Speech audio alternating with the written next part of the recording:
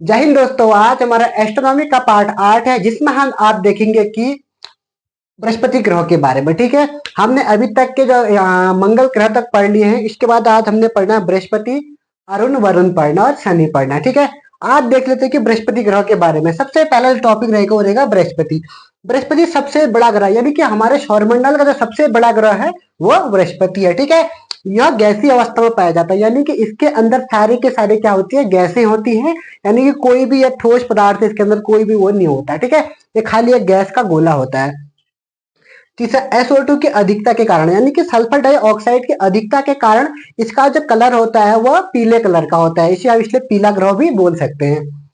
फिर है हमारा हिमरेट, यानी कि ये क्या होता है, यानी कि इसमें कोई भी बर्फ नहीं होती। अगर ये गैसीय अवस्था में है तो सवाल ये होता है कि बर्फ होता है, क्योंकि बर्फ तो ठोस होती है इसलिए इसमें हिमरहित होता है यानी कि बर्फ नहीं होती है। ठीक है, अब है घूर्णन, यानी कि हमारे सौरमंडल में सबसे तेज घूर्णन करता है यानी कि अपने अक्ष पर जो सबसे तेज घूमता है वो ग्रह बृहस्पति है। यानी कि ये हमारी जो पृथ्वी है, पृथ्वी तो एक चक्कर लगाने में लगभग 24 घंटे लगाती है, जबकि जो बृहस्पति ग्रह है एक दिन यानी कि एक पूरा चक्कर लगाने में केवल 9.5 घंटे लगते हैं। ठीक है, तो सबसे तेज घूमता है।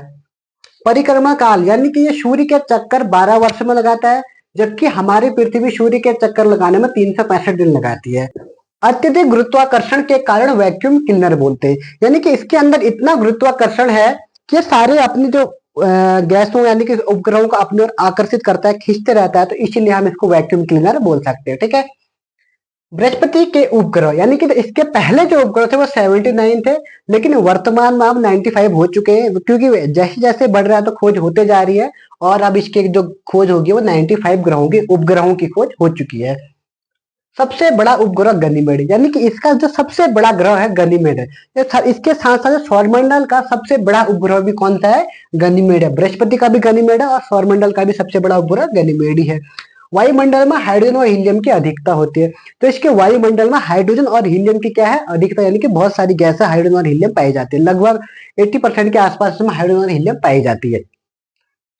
इसका प्लाइन वेग, अब प्लाइन वेग क्या होता है, प्लाइन वेग उसे बोलते हैं ना, अगर किसी किसी ऐसे कोई ऐसा हमारे पास कोई वस्तु है, अगर हमें उसे पृथ्वी से बाहर फेंकना है तो हमें किस वेग से उसे बाहर फेंके कि वो वापस पृथ्वी ना आए। जो पृथ्वी का प्लान वेग है 11.2 किलोमीटर पर सेकंड है, यानी कि एक सेकंड में उसके 11.2 किलोमीटर जाना चाहिए, तब हमारी पृथ्वी से बाहर जा पाएगा।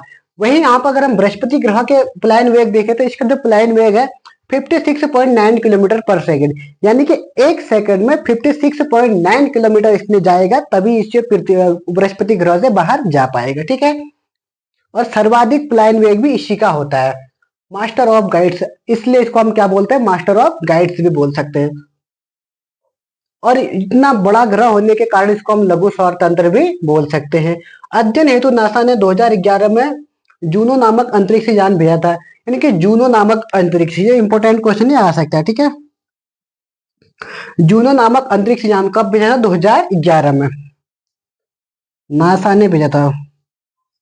किसने भेजा था, नासा ने 2011 में जूनो नामक अंतरिक्ष यान बृहस्पति ग्रह में भेजा गया था। ठीक है, अब हमारा टॉपिक है शनि ग्रह के बारे में। ठीक है, शनि को इंग्लिश में बोलते हैं सैटर्न, और सबसे कम घनत्व जो होता है वो हमारा शनि ग्रह का होता है, यानी कि सौरमंडल के और ग्रहों की अपेक्षा सबसे कम जो घनत्व होता है वो होता है शनि का, यानी कि डेंसिटी सबसे कम होती है इसकी।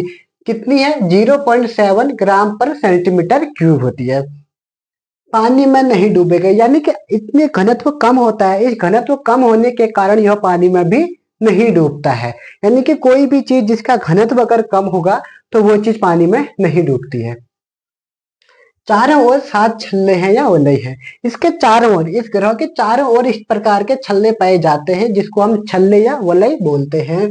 इससे कितने छल्ले हैं, कितने छल्ले हैं इसके, अभी 7 पाए गए, 7 देखे जाते हैं। ठीक है, और इसी के टुकड़े हैं जो गुरुत्वाकर्षण बल के कारण जुड़े हुए हैं, यानी कि पहले इससे टूटे लेकिन गुरुत्वाकर्षण बल के कारण इससे ही ये लगे हुए, यानी कि गुरुत्वाकर्षण बल के कारण ये अटैच है। ठीक है, सर्वाधिक उपग्रह, यानी कि सबसे ज्यादा जो उपग्रह वो किसके हैं, वो शनि ग्रह के ही है। कभी बृहस्पति के होते हैं, कभी शनि के होते हैं, लेकिन अभी फिलहाल जो वर्तमान के हिसाब से किसके हैं सबसे ज्यादा, वो शनि ग्रह के हैं।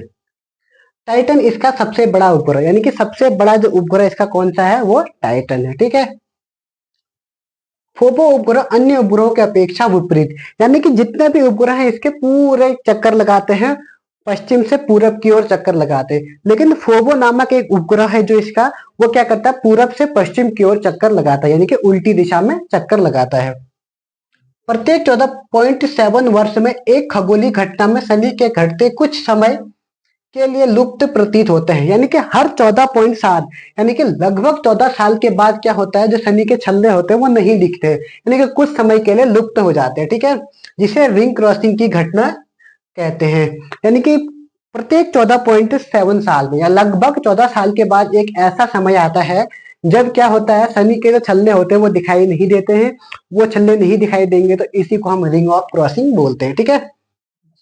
वायुमंडल में बहुत सी गैसें हैं, गैस का गोला, यानी कि इसके वायुमंडल में इतनी गैसें हैं, इसीलिए इसको हम क्या बोलते हैं, गैसों का गोला बोलते हैं, ठीक है। अब हम देखते हैं अरुण ग्रह के, यानी कि यूरेनस। अक्ष पर अत्यधिक झुकाव के कारण, इसका जो अत्यधिक झुकाव 82 डिग्री है, अत्यधिक झुकाव के कारण इसको हम लेटा हुआ ग्रह बोलते हैं। आधुनिक ग्रह, इसको हम आधुनिक ग्रह भी बोलते हैं। मीथेन की अधिकता के कारण इसका कलर जो होता है वो हरे कलर का होता है, यानी कि मीथेन हरे कलर का होता है, इसीलिए इसको मीथेन की अधिकता के कारण इसको हरा कलर बोलते हैं। घूर्णन 18 घंटे में, यानी कि अपने अक्ष पर 18 घंटे में घूमता है, जबकि सूर्य के चक्कर लगाने में इसको 84 साल लगते हैं। अपने अक्ष पर उल्टा घूमता है, यानी कि शुक्र और अरुण दोनों अपने अक्ष पर उल्टे घूमते हैं, यानी कि पूरब से पश्चिम की ओर घूमते हैं। बाकी और ग्रह जो होते हैं वो पश्चिम से पूरब की ओर घूमते हैं, ठीक है। आकार में तीसरा बड़ा ग्रह, यानी कि आकार में तीसरा बड़ा ग्रह होता है।